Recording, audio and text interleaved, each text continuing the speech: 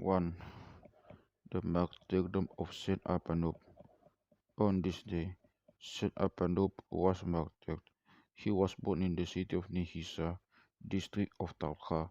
His parents were pure and merciful, and they reared him in the fear of God.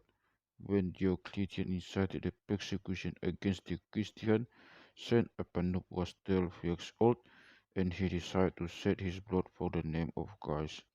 One day he went to the church and he heard the priest teaching the believers, strengthening them in the faith, warning them for the worshipping of the idols, and encouraging them to deliver themselves over to death for the sake of the Lord Christ.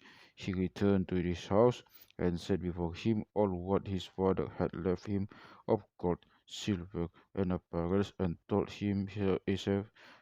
himself it is written, the world, the world is passing away, and the lust of it.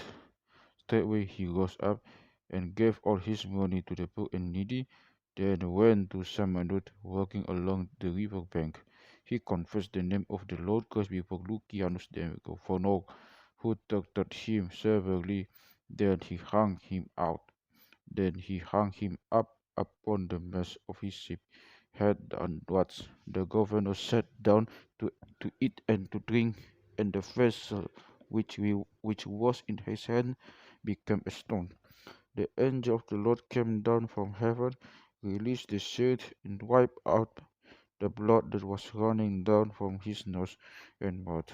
The governor and his soldiers were greatly disturbed. Strongly wine blew, wine blew that that made the ship to sail fast the trees. When they arrived, the soldiers unfastened their belts and cast them before the governor, then confessed the Lord Christ, and they received the crown of martyrdom. The governor of Atribis tortured St. Apanoub severely, then sent him to the city of Alexandria. There he was tortured until he delivered up his pure soul, and and received the crown of martyrdom. Saint Julius al-Akhfasi Saint Julius al-Akhfasi was present. He wrote the biography of Saint Apanoub, took his body and sent it with some of his men to his hometown Nihisa. Many churches were built in his name. Many signs and miracles were manifested from his body, which is now located in his church in the city of Samnanut. May his praise be with us. Amen. The departure of Saint Simeon the First, 42nd Pope of Alexandria. On this day also of the year 416 AM, Saint Simeon the First, 42nd Pope of Alexandria departed. This Pope was Syrian in nationality, and his parents brought him to El monastery, west of the city of Alexandria, wherein is the body of Saint Severus the Antiochian. He became a monk there. Then he learned to read and write. He learned by heart by the books of the church. Pope Agathon ordained him a priest.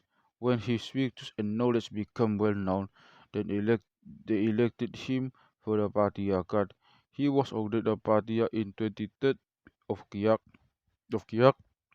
of the year 409 AM.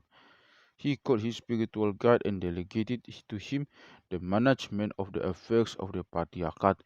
He devoted himself to fasting, praying, and reading the scriptures. He ate only bread, salt, and cumin, and uncooked legumes until he met the spirit of lust subjected to his rational and understanding soul. God wrought great signs and miracles by his hands, among which were the following. Some of the priests of the city of Alexandria were resentful of him, and they plotted to kill him. They went to a magician who prepared a deadly poison for them, and he gave it to them in a bottle. In turn, they gave it to the Pope as if it was a medicine to bless to use and bless them. Pope Simeon drank the drink after he received the holy mysteries, and no harm came to him. As they fell in the sea, they woke up another deadly poison in some of the figs. They de- then they decided then they deceived the appointed one of to prepare the korban for making it that night, so the Pope would not be able to celebrate the divine liturgy and receive the holy mysteries. They went to the Pope in the morning and gave him the figs as a present. They pressed him until he ate and some of the figs, which made him ill, and he was bedridden for 40 years. When the Khalifa Abdel Aziz came to Alexandria, the Pope could not go out to welcome him.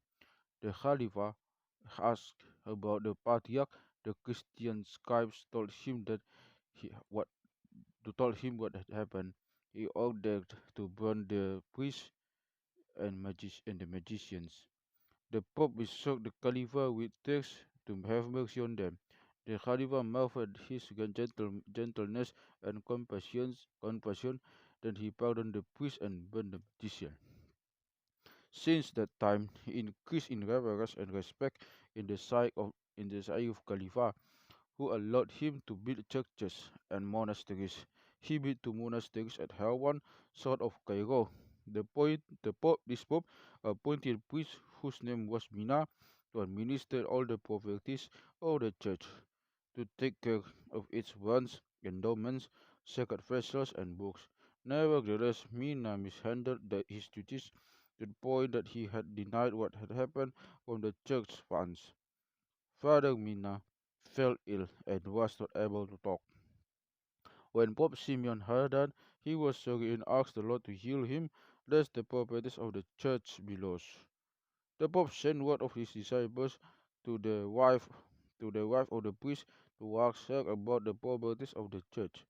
When he drew near to the house, he heard the crying and weeping, and he was informed that the priest had died.